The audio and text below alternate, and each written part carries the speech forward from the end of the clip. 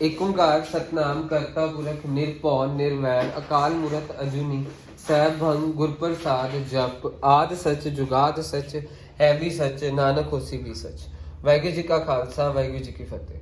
Dear students, in this video I am going to cover very important question of chapter Rise of Nationalism in Europe. So ध्यान से देखिएगा ये topic को।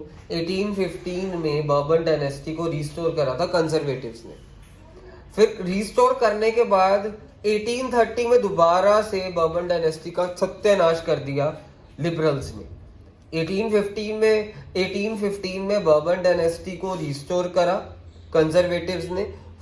फिर उसके बाद बर्बन डायनेस्टी पहले खत्म किसने करी थी? बर्बन डायनेस्टी पहले नेपोलियन ने खत्म करी थी।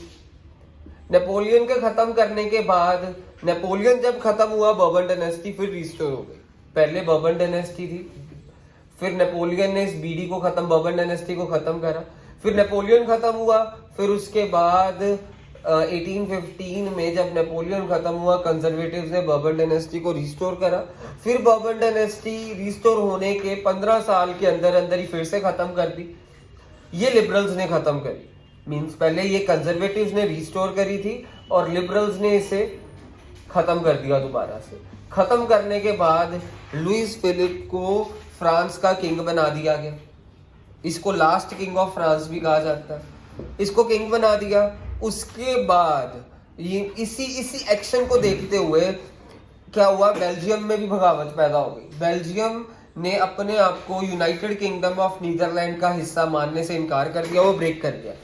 इसी चीज को देखते हुए मैटरनिक ने बोला, मींस ये वाला इवेंट देखते हुए मैटरनिक नाम के बंदे ने बोला, when France sneezes whole Europe catches cold. ये पेपर में आ जाता है। ये इसने किसने बोला ये वाली statement, when France sneezes whole Europe catches cold? ये मैटरनिक ने बोला। और किस कॉन्टेक्स्ट में बोला? उसने इस कॉन्टेक्स्ट में बोला जुलाई 1830 में फ्रांस में बगावत आई, बर्बन डायनेस्टी का अंत करा गया दोबारा से, लुईस 15 को राजा बनाया गया। ये बगावत को देखते हुए बेल्जियम में भी बगावत आ गई। बेल्जियम ने अपने आप को यूनाइटेड किंगडम ऑफ नीदरलैंड से अलग कर लिया।